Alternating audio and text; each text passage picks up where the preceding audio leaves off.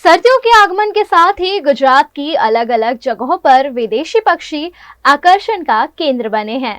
गुजरात के सोमनाथ के त्रिवेणी संगम और समंदर किनारे विदेशी पक्षियों का आगमन हो गया है।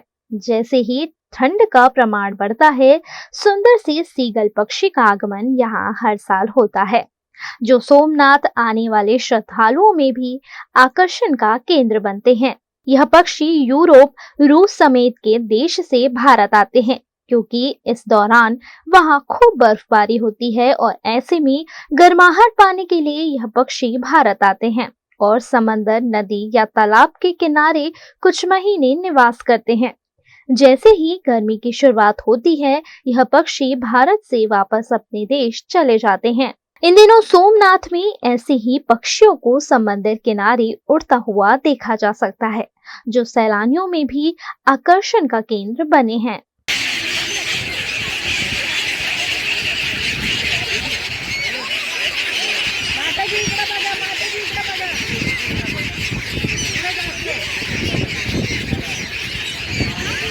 અહીંયા અમે બધા 4-5 મિત્રો અમે ફરવાયેલા હતા। આ ત્રિવેણી સંગમ છે ને સોમનાથની નજીક છે ને એક જગ્યા છે, ત્યાં આ જે શિયાળાની ઋતુમાં છે ને બહુ મસ્ત આનંદમય વાતાવરણ આવે, કેમ કે આજે વિદેશી પક્ષી છે ને એ આ ટાઈમે છે ને ફરવા આવતો આવે છે અહીંયા, કે માઇગ્રેટરી બર્ડ કહેવાય છે ને, સીગલ કહેવાય ઇંગ્લિશમાં।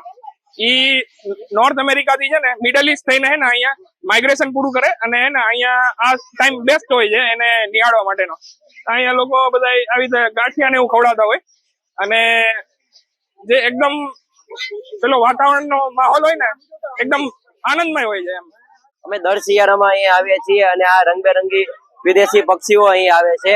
અમે લગભગ ઘણા ટાઈમથી અહીં આવીએ છીએ અને આ પક્ષીઓ સાથેનો અને આનંદ ઘણો બધો આવે છે। અમારા હાથમાં રહેલા ગાંઠિયા છે એ ગાંઠિયા પક્ષીઓ ખાય છે અને એની સાથે ફોટો પડાવીએ છીએ। બહુ મસ્ત આનંદ આવે છે, મનને એકદમ પ્રફુલ્લિત કરીએ છીએ।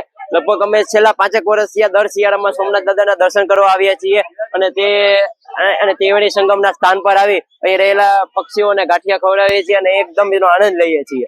ऐसे ही पक्षी गुजरात की कड़ी के थोल तालाब पर भी देखने मिल रहे हैं। सर्दी बढ़ते ही फ्लेमिंगो और गुलाबी पेन जैसे विदेशी पक्षी यहाँ की शोभा बढ़ा रहे हैं। सर्दियों में गुजरात का मौसम विदेशी पक्षियों का काफी प्रिय है।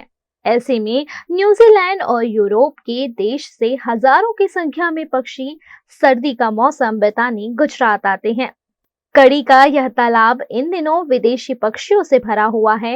यह पक्षी 4 महीने यहीं बिताते हैं, यहाँ अंडे भी रखते हैं और जब तक बच्चे बड़े हो तब तक तालाब के आसपास ही रहते हैं। एक अंदाज के मुताबिक करीब 60,000 से ज्यादा विदेशी पक्षी इन दिनों तालाब के मेहमान बने हैं, जिन्हें देखने के लिए सैलानी तो पहुंचते ही हैं। इसके अलावा बड़ी संख्या में पक्षीविद भी अभ्यास के लिए यहाँ आते हैं।